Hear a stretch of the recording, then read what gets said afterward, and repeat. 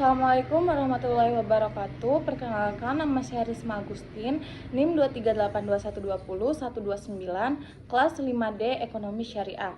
Di sini saya akan menjelaskan mengenai zakat dan wakaf. Berikut videonya. Di sini saya akan menjelaskan zakat dan wakaf. Yang pertama saya akan menjelaskan zakat terlebih dahulu.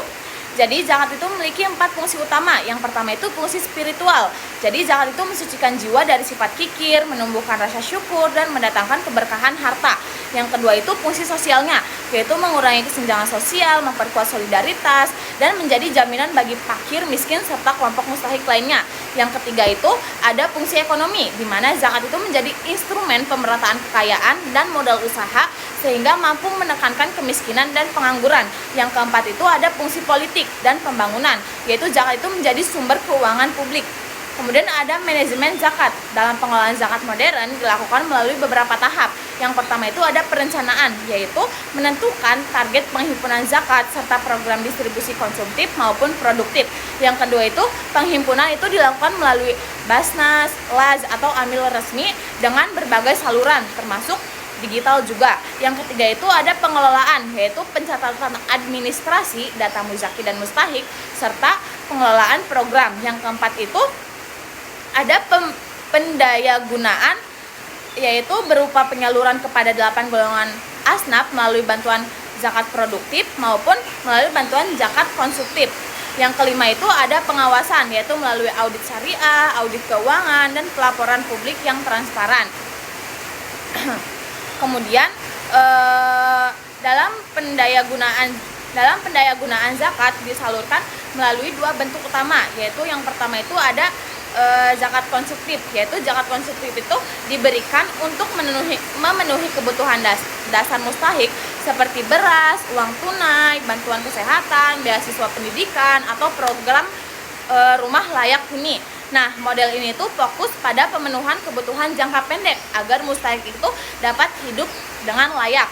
Yang kedua itu ada zakat produktif, di mana zakat produktif ini itu diberikan dalam bentuk modal usaha, pelatihan keterampilan, atau program pemberdayaan ekonomi. Misalnya itu seperti bantuan alat usaha, pembinaan UMKM, sehingga inkubasi wirausaha itu menjadi tujuan utamanya itu adalah meningkatkan pendapatan mustahik serta berkelanjutan.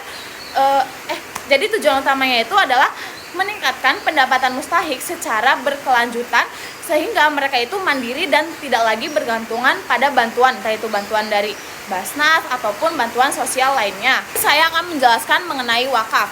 Nah, wakaf itu secara bahasa berarti menahan, sedangkan menurut ulama wakaf adalah menahan harta agar manfaatnya itu digunakan untuk kepentingan umum dan tidak boleh dijual atau diwariskan.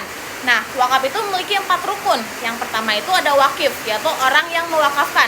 Yang kedua itu ada maukuf, yaitu harta yang diwakafkan. Yang ketiga itu ada nazir, yaitu sebagai pengelola. Dan yang keempat itu ada siqat, berupa ikrar wakaf.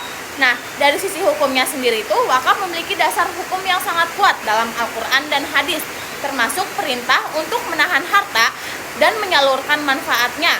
Wakaf di Indonesia itu telah berkembang sejak masa kerajaan Islam, kemudian berlanjut pada masa kolonial, hingga diatur secara komprehensif pada masa modern, yaitu melalui Undang-Undang Nomor 41 Tahun 2004 dan pembentukan Badan Wakaf Indonesia.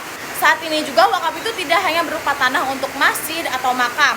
Wakaf itu telah berevolusi atau berevolusi. Nah, jadi pada saat ini tuh wakaf itu tidak hanya berupa tanah untuk masjid atau untuk makam. Wakaf itu telah berevolusi menjadi wakaf produktif seperti wakaf uang, wakaf kebun, wakaf rumah sakit, hingga wakaf untuk pengembangan UMKM. Nah, potensi wakaf uang di Indonesia itu mencapai ratusan triliun rupiah per tahun dan berkontribusi besar terhadap tujuan pembangunan berkelanjutan atau SDGs. Nah, Gerakan Nasional Wakaf Uang mendorong masyarakat agar menjadikan wakaf itu sebagai instrumen ekonomi yang berkelanjutan dan memberikan manfaat dalam jangka panjang.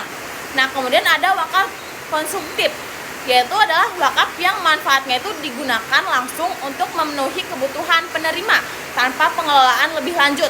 Contohnya itu seperti donasi makanan, pakaian, atau biaya pengobatan. Sekian penjelasan mengenai zakat dan wakaf yang dapat saya sampaikan. Wassalamualaikum warahmatullahi wabarakatuh. Terima kasih.